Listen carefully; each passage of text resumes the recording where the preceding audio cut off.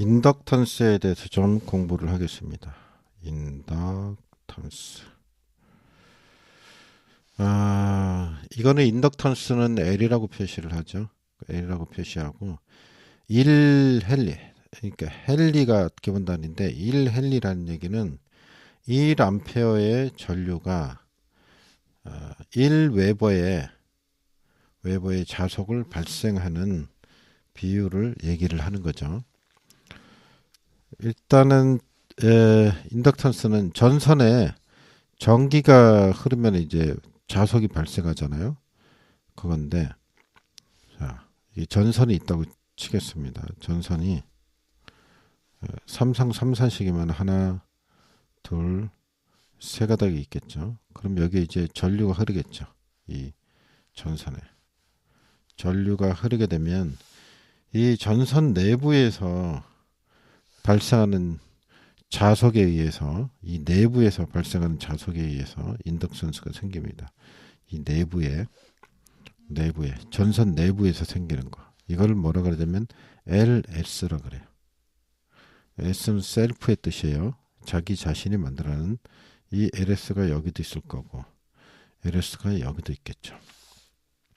그 다음에 또 이 인덕턴스가 옆에 있는 전선, 그죠? 이렇게 자속이 또 여기서도 이렇게 막 발생을 하겠죠. 그럼 옆에 이게 영향을 주는 자속이 있죠. 이거를 상호 인덕턴스라 그래요. 그래서 LM이라 그럽니다. 그럼 여기도 있겠고 여기도 이제 다른 선에 영향을 주는 LM이 있겠고 여기도 이제 LM이 있겠죠. 다른 선에 영향을 주는 자 이런 게 있습니다. 그래서 이거 두 개를 합친 거 LS와 LM을 합친 거 그죠? 여기 있는 이 두 가지를 합친 걸 뭐라 그러냐면 LW라 그럽니다. 뭐라 그런다고요? LW라 그래요. LW. 이거는 뭐냐? 워크의 줄임말인데 이게 작용한다 이런 뜻이에요. 작용 인덕턴스라 그럽니다. 그래서 보통 우리가 인덕턴스라 그러면은 이걸 다 얘기하는 겁니다. 그래서 전선 내부적으로 발생을 하는 것과 그 다음에 상호 영향을 주고받는 밖으로 외부로 주고받는 이 두 가지를 나타낸다는 것을 좀 기억을 할 필요가 있습니다. 그래서 이제 LW라 작용 인덕턴스라 그러면 LS 플러스 LM이 된다. 이렇게 볼 수 있습니다. 작용 인덕턴스라 그런다. 그럼 보신 것처럼 여기에 이거 있죠. 요거를 단도체라 그럽니다. 단도체. 이것도 하나니까 이것도 단도체겠죠. 이것도 단도체죠. 송전을 할 때는 보통 이렇게 삼상이면 L1, L2, L3 세 가닥의 선으로 보내잖아요. 하나, 둘, 셋. 이렇게 단도체일 때 작용하는 작용 인덕턴스를 구해봤습니다. 그래서 이 단도체의 작용 인덕턴스 LW는 어떻게 되냐면요. 0.05 플러스 0.4605 로그 하기를 로그 10에 R분의 D로 표시를 합니다. 그리고 이건 킬로미터당 미리 헨리입니다. 킬로미터당. 자, 이렇게 표시합니다. 그래서 이걸 식을 어디서 많이 봤을 텐데 이게 바로 이겁니다. 그래서 여기서 0.05는 바로 내부 인덕턴스가 됩니다. 다시 말해서 그림에서 설명한 것처럼 LS가 되겠죠. 그 다음에 요 뒤에 있는 것들이 있죠. 뒤에 있는 거는 바로 외부 인덕턴스가 됩니다.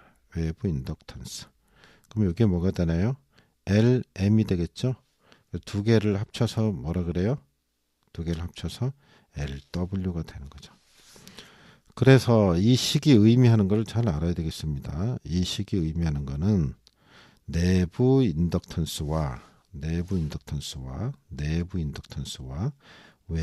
인덕턴스를 합친 값을 얘기한다. 이게 바로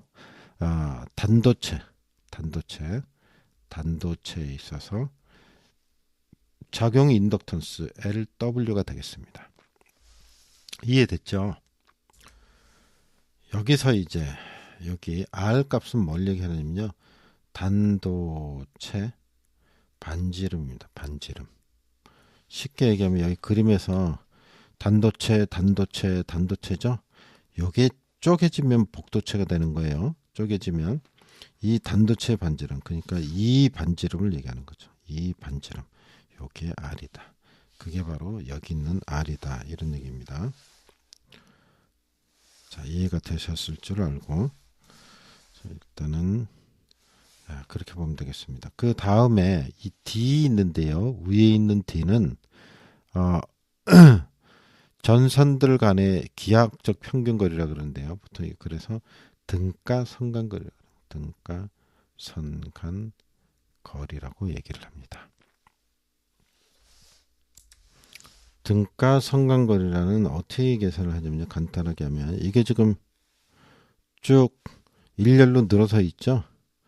그러면 어떻게 하냐면 D 값은 어떻게 구하냐면요. D는 기하학적 평균거리라 그러는데 그게 무슨 얘기냐면 전부 다 거리를 더해요. 그러면 여기 첫 번째 선에서 두 번째 선 떨어져 있는 거리가 있겠죠. 이 거리를 잽니다. 그게 예를 들어서 D라고 친다면 D에다가 또 그 다음에 이 선하고 또 이 간격이 있겠죠. 그럼 D가 되겠죠. 그리고 이 선하고 또 이 선 간격이 있겠죠. 그럼 뭐가 되나요? 2D가 되겠죠. D만큼 멀리 떨어져 있으니까. 그럼 2D가 되죠. 그 다음에 여기 이제 세 개를 곱했잖아요. 하나, 둘, 세 개의 거리가 있잖아요. 그것만큼 여기에 3승근을 붙여줍니다. 만약에 네 개의 거리가 존재한다면 4승근을 붙여주고요. 이런 식으로 하는 겁니다. 그래서 이게 바로 등가 상간거리다. 이렇게 계산을 한 게 여기 위에 D에 들어간다. 이런 얘기입니다. 그래서 등가 상간거리는 이제 배열에 따라서 달라지게 되는데요. 이게 이제 아까처럼 하나, 둘, 세 개가 일렬로 늘어섰을 경우에는 그 경우에는 D의 3승근의 루트 2가 됩니다. 이게 세 개니까 당연히 3승근이 있겠죠. 그죠? 아까 설명드린 것처럼. 그 다음에 이제 삼각형 형태로 일정하게 이렇게 늘어선 경우가 있습니다. 이 경우에는 그냥 D가 됩니다. 계산을 해보면. 그 다음에 이제 사각배열인 경우 있어요. 하나, 둘, 셋, 네 개로 늘어서는 경우. 이 경우는 계산을 해보면 D에 6승근 루트 2가 나옵니다. 왜 여기는 6승근이 나오느냐? 4개인데 여기 하나 나오고요. 여기 하나 나오고 거리가 이렇게 또 대각선으로 2개가 더 나옵니다. 그래서 총 6개요.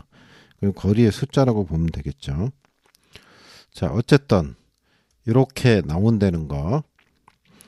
그리고 여기는 왜 가운데는 3승근이 없느냐. 사실은 계산해 보면은 3승근 루트 D에 3승근 이렇게 나오거든요. 그래서 이렇게 벗겨지면 D만 남아요. 그래서 이런 식으로 표시를 할 수 있다는 거. 그래서 결론적으로 세 가지 형태의 하나, 둘, 세 개를 외우고 계셔야 됩니다. 아셨죠? 기억을 하셔야 됩니다. 다시 요게 기준이고, 그죠? 삼각배열일 땐 일정하게 늘었었을 때는 D. 그 다음에 D의 3승근의 루트 2D. 여기도 루트 2죠? 루트 2인데 6개가 나올 거 아니에요? 그래서 D 이렇게. 사각은 6개가 나온다. 세선일 때는 3승근이 나오니까 이렇게 되고, 요거는 약분이 돼서 루트가 바뀌어지면서 나온 형태다. 그래서 꼭 외워두세요. 이게 어디 들어간다는 얘기인가요? 그죠? L 작용 인덕턴스에서 0.05 플러스 0.4605 한 다음에 로우 곱하기를 10의 R분의 D에서 이 자리에 들어간다는 거죠. 요 D 자리에 요것들이 들어간다. 이런 얘기가 되겠습니다. 이제 배열을 보고 선택을 해야 되겠습니다. 자, 그럼 이제 단도체에 대한 걸 설명이 됐고요. 다시 단도체에 대한 거 지금 한 걸 써보겠습니다. L 작용 인덕턴스는 단도체일 때 0.05 플러스 0.4605. 이거 안 외워도 되는 식이 아니고요. 반드시 외워야 되는 식입니다. 그래서 로그 10에 R분의 D로 된다. 그리고 단위가 미리 헨리 킬로메타당 값이다. 자, 정리가 됐죠. 그리고 위에 있는 이 D는 등가 성간거리인데 어떻게 되죠? 정삼각형일 때는 D라 그랬고, 그죠? 그 다음에 일렬로 늘어섰을 때는 어떻게 된다 그랬죠? 3승근 루트 2D라 그랬죠. 그래서 D 3승근 루트 2. 사각배열일 땐 D 6승근 루트 2 이렇게 된다 그랬죠. 이것도 기억을 해둬야 되겠습니다. 그리고 한 가지 더 얘기하자면 이 아래에 있는 반지름이 만약에 지름으로 지어질 경우는 지름 D다 그러면 나누기 2를 해서 들어가야 된다는 거 헷갈리면 안 되겠습니다. 그 다음에 요거는 단도체일 때고요. 단도체일 때 작용 인덕턴스를 얘기한 거고요. 이제 복도체일 때가 있습니다. 복도체. 복도체일 때는 이렇게 됩니다. 위에 걸 요거를 여기 있죠. 여기 0.05를 2로 나눠줍니다. 도체수 두 개로 쪼개지는 거니까 2로 나눠집니다. 여기서 이제 복도체의 개념을 잘 이해를 하셔야 되는데요. 혹시 여기 삼상이면 하나, 둘, 세 가닥이 가잖아요. 선이요. 복도체니까 이렇게 또 세 가닥이 따로 가는 게 아닌가 이렇게 생각하면 안 되고요. 이 가는 선을 두 개로 쪼갠 겁니다. 이렇게 두 개씩 쪼갰을 때 복도체라 그럽니다. 이렇게. 그러니까 무슨 얘기냐면 애시당초에 전기를 보낼 때 요 한 선씩에 해당되는 거를 이렇게 안 보내고 두 가닥씩 하는 거죠. 여기 L1, L2, L3 이럴 때 이거를 복도체라 그럽니다. 복도체. 보통 154일 때는 두 개고 그다음에 345일 때는 네 개가 되고 765일 때는 6개가 되죠. 그래갖고 2의 배수로 보통 늘어나죠. 자, 이렇게 복도체로 갈 때를 얘기하는 거예요.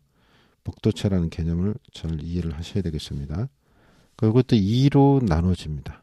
2로 나눠지고 자, 아래에다 다시 써보겠습니다. 작용 인덕터스는 복도체일 때 0.05 나누기 2 이렇게 돼. 시험에서 두 개인 경우만 거의 언급이 되기 때문에 그냥 이걸 나눈 값을 기억하는 것도 괜찮아요. 0.025가 되겠죠. 플러스 이렇게 하여튼 n으로 나눠준다는 얘기고 그죠? 이렇게 써도 되고요. 그 다음에 0.4605 뒤에가 어떻게 달라지는지를 봐야 돼요. 로그 10 R분의 D인데 자, 이 위에는 똑같습니다. 위에 있는 게 여기에 그대로 들어와요. 분모에 보면 R2라고 씁니다. 아까는 R이라고 썼는데 R2라고 씁니다. 그럼 R2는 여기 위에 있는 R하고는 다르겠죠. 그게 어떻게 다른가? 이거를 등가 반지름이라 그럽니다. 아까는 반지름 그랬잖아요. 이게 뭐라고요? 등가 반지름이라 그런다. 등가 반지름이라 그런다. 이거는 어떻게 계산을 하느냐 하는 건데 결론적으로는 식이 이렇습니다. 이거는 어떻게 계산을 하냐면요. 도체의 수, 복도체의 수, 자, 루트 붙인 다음에 R은 소도체의 반지름입니다. 요거하고 똑같아요. 요거입니다. 소도체의 반지름에다가 루트 안에 그 다음에 S의 n-1로 계산합니다. 근데 복도체면 지금 두 가닥을 얘기하는 거잖아요. 시험에서 거의 두 가닥만 언급이 되니까 시험에서 네 가닥, 여섯 가닥 나올 리가 없을 거예요. 그래서 요거는 그냥 S의 1승이 되죠. 두 가닥이 되면 두 가닥 되면 n-1이니까. 그래서 아예 그냥 그렇게 외워두는 것도 괜찮습니다. 그래서 하여튼 이렇게 된다는 거예요. 요거는 도체 숫자, 소도체 숫자 몇 개인가 이런 얘기죠. 만약에 두 개로 쪼개졌다 한 선이 이렇게 해서 3상이다 그러면 여기가 어떻게 되는 거예요? 2가 되는 거죠. 근데 3, 4, 5가 돼가지고 두 개로 더 나눠졌다 그러면 4개가 되니까 4가 되겠죠. 자, 시험에서는 두 개인 경우만 언급이 된다. 이렇게 기억하시면 되겠고요. 이렇게 됩니다. 그래서 아예 두 개인 걸로 계산을 해서 하면은 요게 1승이 되겠죠. 그러면 어떻게 되냐면 이렇게 요걸 다시 고치면 요거는 루트에 RS라고 아예 기억을 하는 것도 괜찮습니다. 어떻게 이렇게 고쳐지는지 알죠? 여기가 2가 오고 여기는 2 빼기 2라면 1이 될 테고요. 그래서 1승근이 된 거고 1승이 된 거고 여기는 위에는 2가 되니까 루트가 바뀌어지겠죠. 그럼 이렇게 이런 결과가 나오죠. 그러니까 아예 여기를 루트 RS 이렇게 기억을 하는 것도 괜찮습니다. 그러면 루트 RS분의 D 이렇게 기억을 하면 로그 한 다음에 이렇게 기억을 하면 좋겠죠. 아예 복잡하게 생각하지 말고. 그리고 추가적으로 설명을 드리자면 요게 이제 등가 반지름이라 그랬죠. 요거를 고치면은 이런 식으로 된다 그랬고 R과 S인데 R은 복도체니까 두 가닥이 가겠죠. 이렇게 두 가닥이 갈 텐데 두 가닥에서 요 R이 뜻하는 건 요 소도체 반지름 요거 있죠. 요거 R 똑같겠죠. 두 개가 똑같이 쪼갰으니까 요거의 반지름 R 요 반지름을 여기다 쓰라는 거죠. 여기 아래에다 쓰라는 거고 S는 소도체 중심이니까 여기 가운데 딱 찍었을 때 전선 가운데 찍었을 때 요 사이 거리 있겠죠. 요게 바로 S가 된다 이겁니다. 개념을 알고 있어야 되겠죠. 그리고 이제 복도체 방식은 단도체 방식에 비해서 등가 반경이 커지기 때문에 작용 인덕터스는 감소합니다. 그러니까 L이 감소한다는 뜻인데 이게 무슨 얘기냐. 이거를 이렇게 해서 큰 원으로 두 선을 지름으로 하는 큰 원을 이렇게 만들면 마치 이렇게 된 전선처럼 어떻게 되냐면 반경이 커집니다. 그죠? 이게 커진다는 얘기죠. 요 도체 하나로 단도체로 했을 때보다 요걸 둘로 쪼개 가지고 이렇게 한 선, 두 선으로 했을 때 그죠? 여기처럼 했을 때 큰 원으로 그려서 그거의 직경이 커진다 이런 얘기입니다. 그래서 L 값은 감소한다 그렇게 얘기합니다. 이 얘기는 무슨 얘기냐면 다시 조금 이 식에서 보자면 어떻게 볼 수 있냐면요. 이 식에서 보면은 여기 아랫부분 있죠? 요거 원래 있던 단도체보다 이 직경이 커지기 때문에 여기 값이 커지는 거죠. 여기 값이 커지면 여기에 있는 LW 값은 어떻게 돼요? 줄겠죠. 그래서 L 값이 감소한다. 이게 중요한 사실입니다. 그래서 복도체로 하면은 복도체 단도체 방식에 비해서 복도체라면 L 값 작용 인덕턴스가 줄어든다. 보통 그냥 작용 인덕턴스 안 하고 L 값 그러면 작용 인덕턴스를 얘기하는 거기 때문에 L 값이 줄어든다 이렇게 생각하시면 좋겠습니다. 되겠습니다. 그러면 L 값이 줄어들면 어떻게 되냐? 이제 송전하는 데 있어서 더 많은 전기를 보낼 수 있다. 이렇게 볼 수가 있습니다. 그래서 송전 전력을 많이 보내기 위해서 우리는 복도체 방식을 선택을 하는 거죠.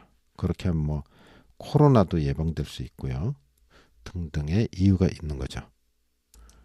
그래서 이번 시간에는 이게 식을 처음 하시는 분들한테는 0.05 이거 외워야 되나 이런 생각 하시는 분도 계실 테고 저게 뭐지 도무지 이런 사람들이 분명히 있을 거예요. 그래서 꼭 좀 정리를 하시기 바랍니다.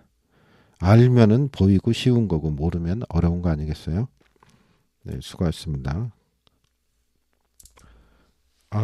끝내기 전에 이거 다음에는 그 정전 용량에 대해서 이 L에 대해서 공부했으니까 다음에는 C에 대해서 좀 공부해 보도록 하겠습니다. 그리고 지금 하는 건 뭐냐면 이렇게 송전하는 거 있죠? 전봇대 세워서 송전할 때 이 선로에 나타나는 L 값에 대해서 우리가 선로 정수 L 값에 대해서 지금 얘기해 본 겁니다.